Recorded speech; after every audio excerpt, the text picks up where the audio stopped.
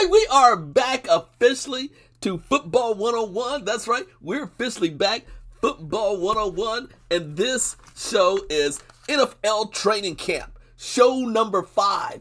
Show number 5, the NFC East. That's right, NFL Training Camp, Football 101, show number 5, the NFC East. We're back! That's right, we are officially back. Like I said, I'm going through the entire NFL. I am your host, The Beetle. The Beetle is back. Yes, this is where I have fun during the summertime. And training camp has officially taken off in the NFL. All teams have reported. This is a Tuesday, and we have some breaking news on this Tuesday of the latest deals, transactions, and who is reporting to camp. Yes, but all across the league. But I'm going to concentrate, obviously, on the NFC East. The NFC East during this broadcast because, again, there's so much news, so much hype during the very first days of training camp. And in the end, I'm getting straight to the business. Oh, I'm doing the business. Opening up training camp early. We're in the NFC East. We have what are the teams in the NFC East? We have the Dallas Cowboys. We have the Washington football team. Washington football team. We also have the New York Giants. And we also have the Philadelphia Eagles. Those are the teams in the NFC East. Cowboys, Washington football team, Giants, and the Eagles. So I'm going to tell you, here's my order of things at this point. I'm giving you the order. Who's number 1? Washington football team. Who's number 2? Dallas Cowboys. Who's number 3? New York Giants. Who's number 4? Philadelphia Eagles. That's right, that's the way the Beatles season already. Forget about all the hype with Dallas. That's right, I'm picking the Washington football team to win this NFC East. And I'm going to tell you the reason why. Of course, there's a lot of hype with Dallas, but I'm not going to talk about Dallas right now. The Washington football team with head coach Ron Rivera. Don't forget they won the NFC East last year. With all the controversy, all the things that they went through last year, he brings back a stellar defense. And don't forget, this team is based on defense. This is a team, dang. Yes, and I lived, by the way, the Beatles used to live in the Washington D.C. metropolitan area several years ago, 20-some years ago already. But I actually went to me and my family went to the Washington football team training camp back in the day. Back in the early, 1999, 2000. And, 2000, 2001, 2000. And, but anyway, I'm digressing already. Anyway, this Washington football team, 2021, they are built around, again, Ron Rivera is crafting this team out of his personality, how he likes it. And finally, owner boy from Washington football team is giving up the reins to Ron Rivera. Daniel Snyder coming off his high horse, making mistakes after mistakes with this football team. I've been following them again for over 20-some years and continue to make. But now, I think Ron Rivera really has this team moving in the direction that he wants. And that's the reason why this team is built around defense. Ron Rivera, a former defensive linebacker with the Chicago Bears back in the day, won a Super Bowl himself. Ron Rivera finally has this team very physical. And let me just say, that front four is very physical. Starting with Montez Sweat, defensive end. Jonathan Allen, who just signed a mega contract. Darren Payne. And of course, the beast, Chase Young. Whoa, the Ohio State. Yes, Chase Young. Very physical. I mean, that front four tells you the mentality of this Washington football team. They will put pressure, consistent pressure, on any offense, any quarterback in that NFC East. Then they have the linebackers, Cole Holcomb, John Bostic, and Kevin Pierre-Louis. And then their cornerbacks, primetime, Kendall Fuller, Ronald Darby, Landon Collins, superstar, and Jeremy Reeves, free safety. This is how the Washington football team is built. Their best players are on defense, no doubt about it. They keep the other team's opponents' scores down, and they can constantly bring physical pressure, playing that 4-3. So this is ideal for Ron Rivera. And the players have bought in to this very physical type of mentality. They don't play around. So again, and they know, Ron Rivera knows, championships are made through the defense. Period. And then you go to the offense. During the offseason, Alex Smith, quarterback, retired. And they brought in Fitzpatrick. Mr. Magic, that was just in the Miami Dolphins. Fitzpatrick, starting quarterback. And so it's a... And I think they really wanted a veteran. Ron Rivera wanted a true veteran. And Fitzpatrick, Mr. Veteran, Mr. Magic, really fits this team. As a matter of fact, he said during the offseason, during training camp, he just feels at home, really the best fit. So you got Fitzpatrick, you got running back Antonio Gibson, you got Terry McLaurin, the Ohio State University wide receiver, superstar, already all-pro.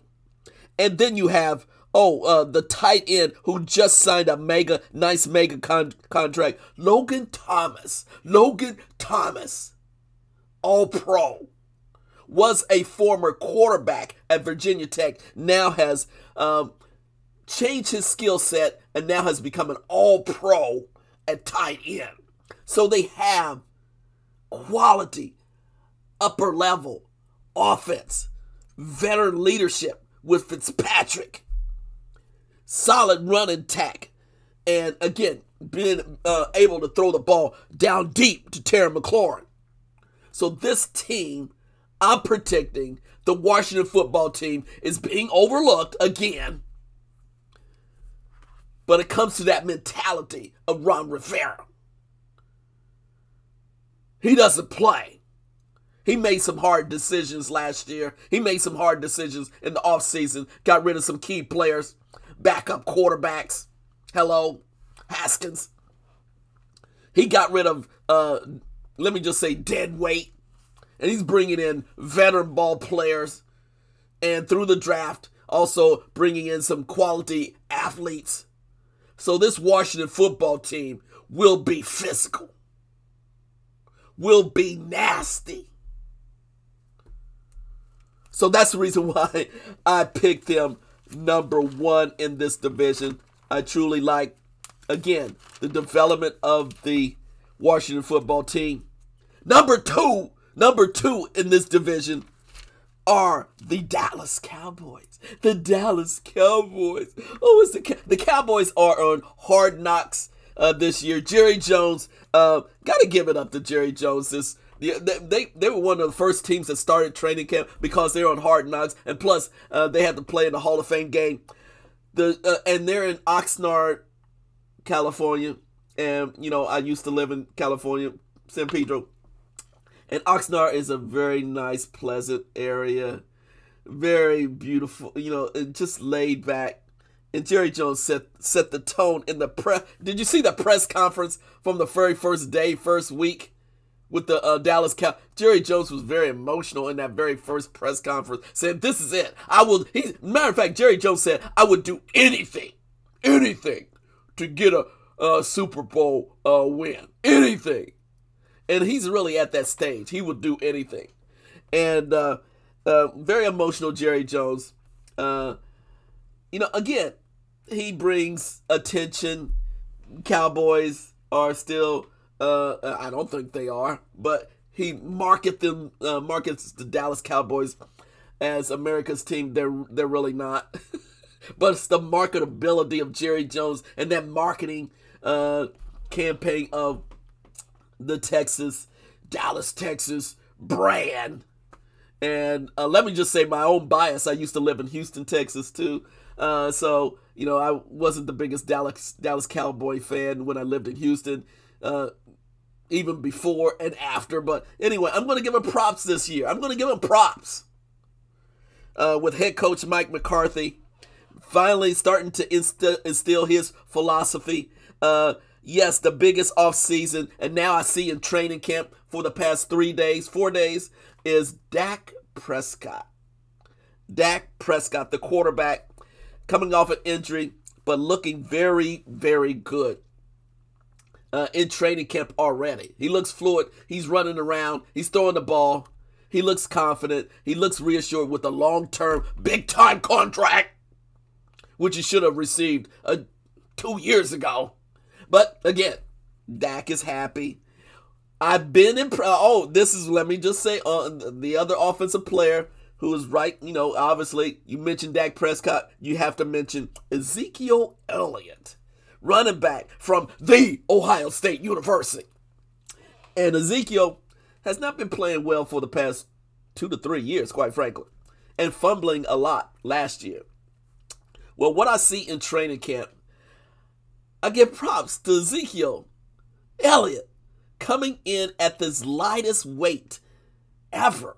Actually, the weight that he used to weigh in college at the Ohio State University. He really looks good. He looks lean. He looks mean. A refreshed Ezekiel Elliott. It's nice to see veterans really retool themselves. And it looks like finally he's waking up that he needs to elevate his game because it's been going downhill. Yes, Ezekiel, it's been going downhill. So now it's pressure time and he has to perform. So give it up to Ezekiel. At least he looks good in training camp for the first week. He looks fresher. His agility looks faster. He's been working hard in the offseason. So I give him props on that. I got to give him props on that. I've been dogging him out for the past couple of years because I saw that he was bloated. He was overweight. He was fumbling the ball. He seemed like he didn't care for the past couple of years. But now, perhaps he's got that energy. He's got that focus back again. He's trimmed himself down. He looks lean. He looks mean. And he has his boy Dak Prescott back. So, again, I see some very good things. I'm not going to dog out Ezekiel Elliott. Come on. At least during training camp, if he doesn't perform or if he fumbles in the regular season, I'm going to say some stuff. But for right now, everyone's feeling good in Dallas Cowboy world, in Jerry's world. And I'm going to give props to Ezekiel Elliott. Of course, Amari Cooper coming back, wide receiver. CeeDee Lamb looks really good. Second year, CeeDee Lamb, wide receiver. He looks really good. I like what they're doing on offense. Another offensive lineman. My big question for the Dallas Cowboys, and of course, they drafted Parsons superstar linebacker from Penn State. He's going to make a major difference. And then they have very average. They didn't step up. Average defensive line. DeMarcus Lawrence, Neville Gallimore, Thurston Hill, and Randy Gregory. Alden Smith comes in as a pass rusher. There's Vander Esch as middle linebacker. But really, their weakness is their secondary. Still, their secondary. Still, you can torch them. Still, torch the Dallas Cowboys secondary. Still. So, of course, they made some improvements, but their defense is not scary. They're not physical. They're not like the Washington football team's defense. This is a vulnerable, very vulnerable defense still. So that's the reason why I tapped them down a notch or two. Because their defense, and particularly their secondary, can get burnt. And I know something about being in the secondary. They just don't bring that physicality in the secondary. They don't bring that extra tenacity going after the ball. They're just waiting for guys to make the catch, and then they'll make a tackle. Go after the ball. Break them. Get the interception. So I see the Cowboys kind of struggling on their defense. So that's the Cowboys. I'm not going to go overhype, and I'm not going to get emotional like, obviously, like Jerry Jones. And Jerry Jones, he's a master marketing person, and he gets the most out of his airtime.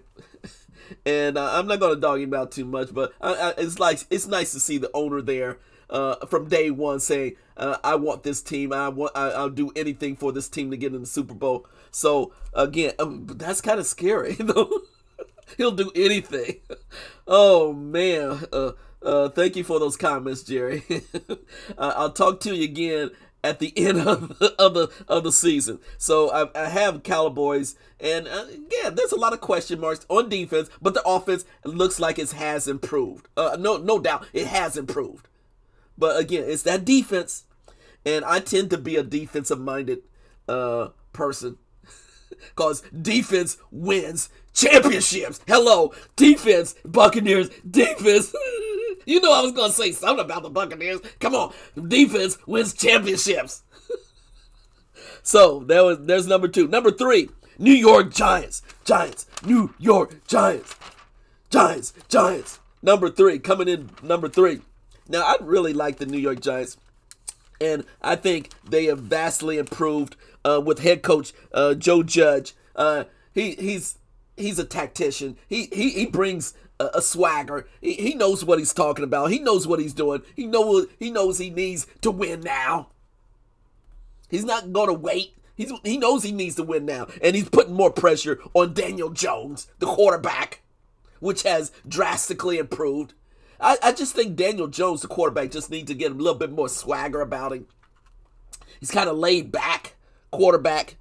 This is his 3rd year coming from Duke. He needs more swagger. He needs an attitude. And I think he's going to bring that, because there's going to be a lot of pressure on him. Saquon Barkley will be back.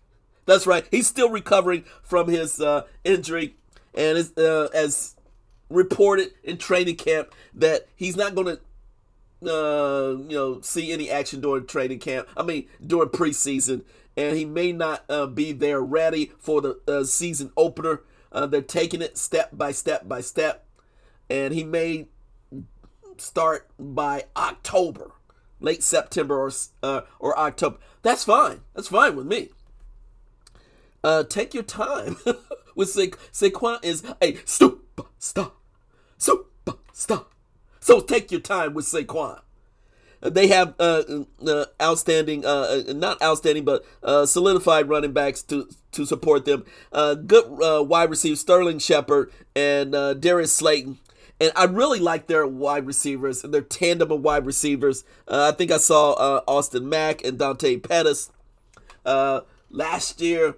and I don't know who their backups will be this year, but I really like this upper tempo. They're playing a more upper tempo type of offense. And I believe Golden Tate will be back too. I didn't hear the latest, but Golden Tate was asking for more money. And as of this day in late July, I don't know if he's going to get his money, but they need Golden Tate, the veteran wide receiver. So I see this offense drastically improving from last year for being more up tempo. And then their defense, again, the strength of the Giants team is their defense.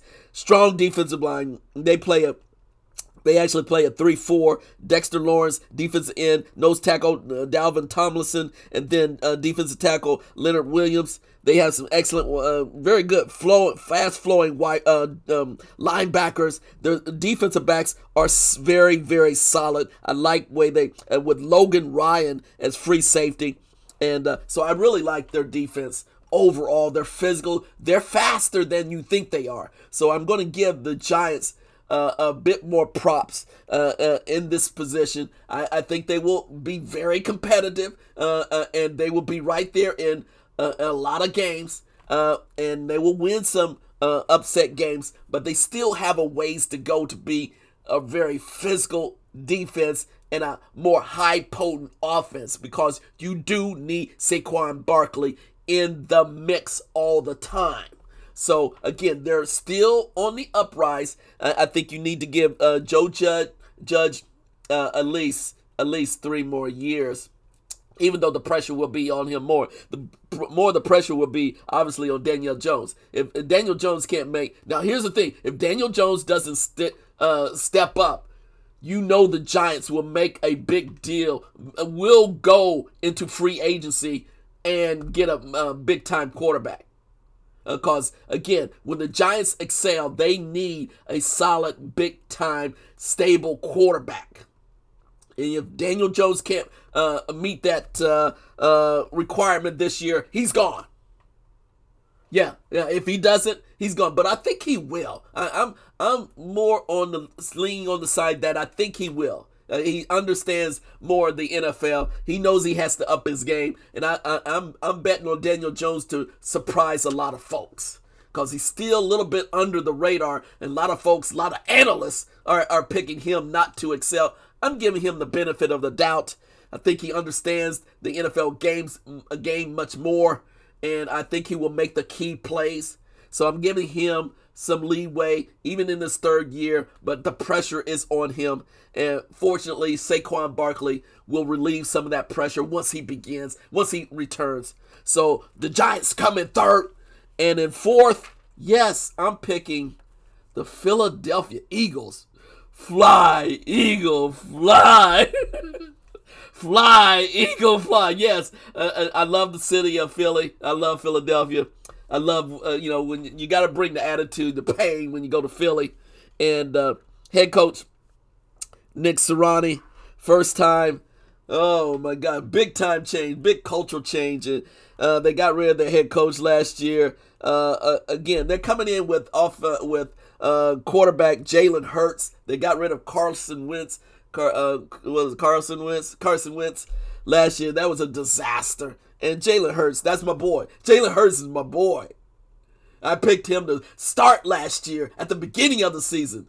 They wasted last year, and then all the controversy happened. So Jalen Hurts finally gets to start, show his stuff.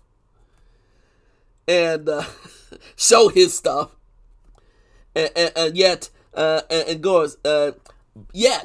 don't think they got enough weapons. Of course, in the draft, they have the Heisman Trophy winner, Devontae Smith from Alabama, the Heisman Trophy winner.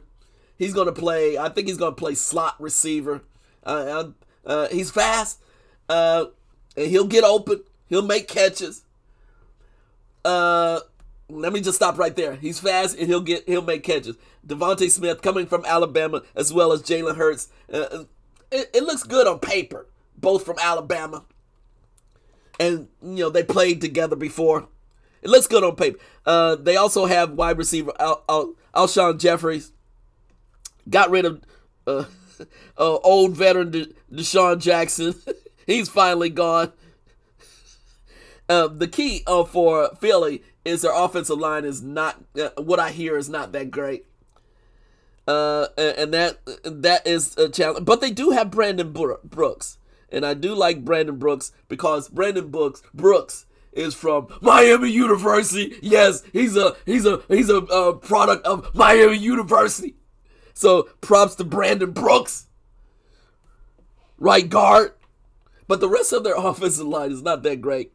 And Jalen Hurts will be running, force a lot. And I think that because he's so mobile, I think he will do what he can.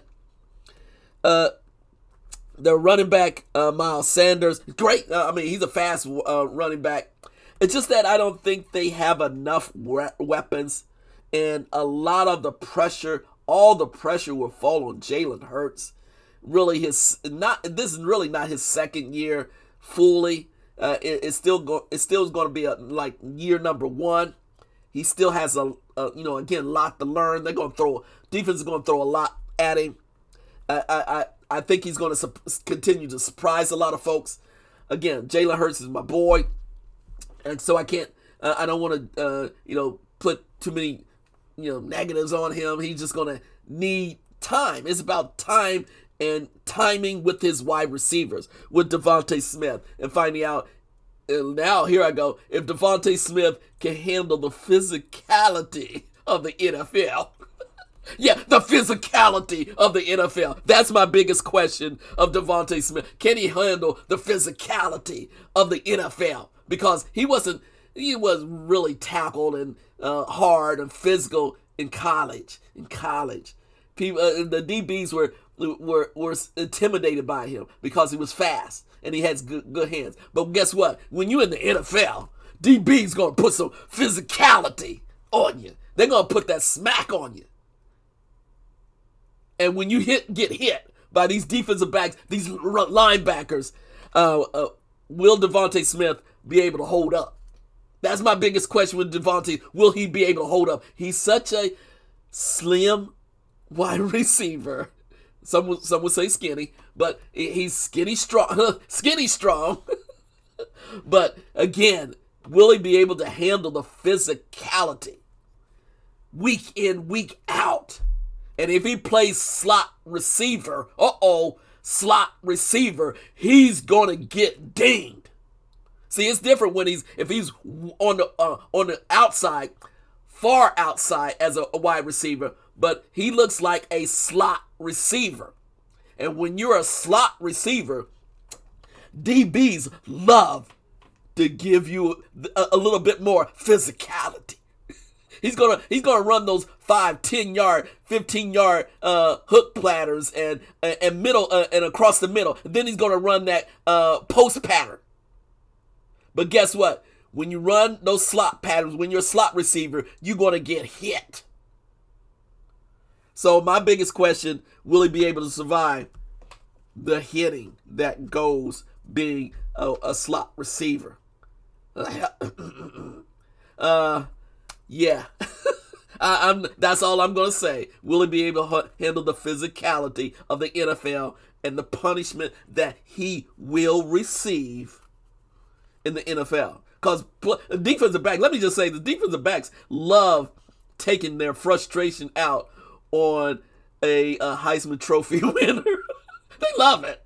They're like, bring him across the middle. Let me get some upside his head.